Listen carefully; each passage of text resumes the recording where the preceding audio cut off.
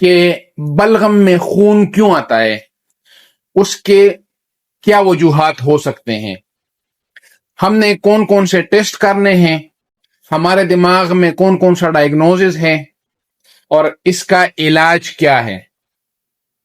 تو سب سے ضروری بات اس میں جو ہے، جو آپ کے پاس مریض آتا ہے تو اس میں جو بہت بڑی کنفیوژن ہے، جو کہ مریض بھی نہیں بتا سکتا بعض اوقات، کہ یہ خون جو آ رہا ہے یہ توک میں آ رہا ہے یا یہ بلغم کے ساتھ آ رہا ہے۔ یہ ایک بہت بڑی کنفیوژن ہے کیونکہ دونوں کا علاج مختلف ہے۔ بلغم میں اگر خون آ رہا ہے تو آپ نے الگ لائن پہ ٹریٹمنٹ کرنا ہے، الگ لائن پہ آپ کا ڈائگنوزز اور تشخیص ہے، اور الگ لائن پہ آپ نے الگ بیماریاں ہوں گی۔ توک میں خون آ رہا ہے تو آپ نے الگ راستے پہ جانا ہے۔ تو بعض اوقات مریض ایکسپلین نہیں کر سکتا، نہیں بتا سکتا، تو ڈاکٹر نے پھر اس کو جو ہے دیکھنا ہے کہ یہ بلغم میں آ رہا ہے یا توک میں آ رہا ہے۔ مطلب یہ ہے کہ یہ جو خون آ رہا ہے یہ معدے سے آ رہا ہے یا پیپڑوں سے آ رہا ہے۔ اور بہت سارے موقعوں پہ ہم خود بھی ڈیفرینشیٹ نہیں کر سکتے، ہمیں خود بھی نہیں پتا چلتا کہ یہ کدھر سے آ رہا ہے، تو ہم دونوں ٹیسٹ کرتے ہیں، معدے کے ٹیسٹ بھی کرتے ہیں اور پیپڑوں کے ٹیسٹ بھی کرتے ہیں۔ لیکن اس کے لیے کچھ چیزیں ہیں جو آپ نے کنسیڈر کرنی ہے۔ پہلی بات تو یہ ہے، بلغم کے ساتھ اگر خون آ رہا ہے تو اس میں یوزولی کانسی ہوتی ہے، ریشہ آتا ہے، پہلے سے ریشہ آتا ہے، لیکن یہ ریشہ نیچے والا ہے، پیپڑوں سے آ رہا ہوتا ہے، اوپر سے آپ نے جو ہے ناک کے پیچھے ریشہ نہیں گرتا۔ اس پہ میرے ایک الگ ویڈیو ہے، پریویسلی میں نے ایکسپلین کی ہے، آپ میرے چینل پہ دیکھ سکتے ہیں، لنک نیچے ڈسکرپشن میں نے دیا ہوا ہے۔ تو نیچے والا ریشہ آ رہا ہے، اوپر والے ریشے کے ساتھ بھی خون آ رہا ہے، اور خون آ سکتا ہے، لیکن جو پریشان کن اور جو خطرناک بات ہے وہ نیچے والا ہے۔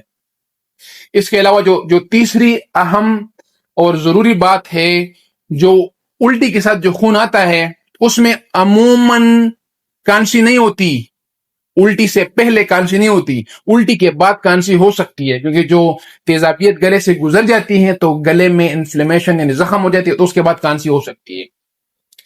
تو الٹی کے بعد کانسی آ سکتی ہے۔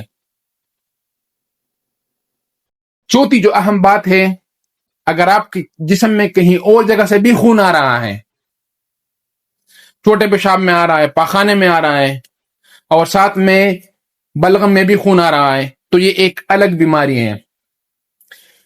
آج کا موضوع میں صرف پیپڑوں کے حوالے سے محدود رکھوں گا۔ اگر آپ کے بلغم میں خون آتا ہے تو آپ نے ٹی بی کا ٹیسٹ سب سے پہلے کرنا ہے۔ یہ ٹیسٹ جو ہے یہ مفت ہوتا ہے، ٹی بی کے جتنے بھی سینٹرز ہیں، بہت سارے لوگوں کو پتہ بھی نہیں ہے کہ یہ ٹیسٹ فری ہوتے ہیں، تو جتنے بھی پیریفریز ہے، ایون پیریفریز میں بھی فری ہوتا ہے۔ اور ہمارا جو سوابی کا علاقہ ہے، شیو اڈا، ادھر وہ ہیلتھ کیئر لیبارٹری ہے جس کا ایڈریس میں نے نیچے ڈسکرپشن میں دیا ہے، تو وہاں جو ہے آپ کا سپوٹم اے بی یعنی ٹی بی کے تینوں ٹیسٹ، سپوٹم کلچر اور جین ایکسپرٹ، یہ تینوں فری ہوتے ہیں، تو آپ کا مفت ٹیسٹ ہوتا ہے۔ یہ ٹی بی جتنے بھی سینٹر ادھر مفت ٹیسٹ ہوتا ہے۔ اگر آپ کا وزن کم ہو رہا ہے، آپ کے بلغم میں خون آ رہا ہے، آپ کو بھوک نہیں لگتی، تو آپ نے سب سے پہلے ٹی بی کا ٹیسٹ ضرور کرنا ہے۔ اس کے علاوہ اگر آپ کے بلغم میں خون آ رہا ہے تو اور آپ کی عمر 50 سال سے زیادہ ہے، یا آپ سگریٹ پیتے ہیں بہت زیادہ، اور اس کے ساتھ بھی آپ کا وزن کم ہو رہا ہے، تو سب سے پہلے جو ہم نے چیز دیکھنی ہے وہ پیپڑوں کا کینسر ہے۔ سب سے ضروری چیز پیپڑوں کا کینسر ہے۔ تو یہ دو اہم وجوہات بلغم میں خون آنے کی ہے، ہم نے اس کو دیکھنا ہوتا ہے۔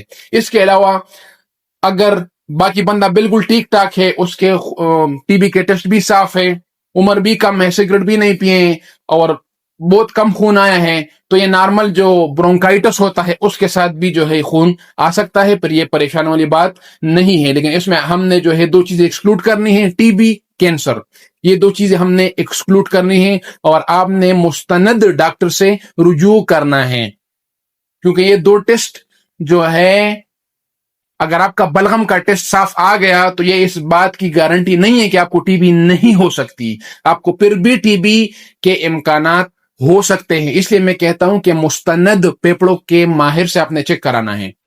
اس کے علاوہ اگر آپ کو کالا ارکان ہے اور آپ کو جو ہے خون کی الٹیاں ہو رہی ہے تو آپ نے جگر کے ڈاکٹر کو دکھانا ہے تاکہ آپ کی انڈوسکوپی ہو سکے اور اندر وہ دیکھ لیں کہ کیا چل رہا ہے. کینسر کے ٹیسٹ میں جو ہے آپ کی بھی برونکوسکوپی انڈوسکوپی کی قسم ہے، ہم وہ کرتے ہیں ادھر پیمز میں، تو آپ نے وہ ٹیسٹ بھی کرانا ہے. اگر ڈاکٹر آپ کو کہے کہ آپ نے یہ ٹیسٹ کرنا ہے تو آپ نے ضرور کرنا ہے، اس میں دیر نہیں کرنی.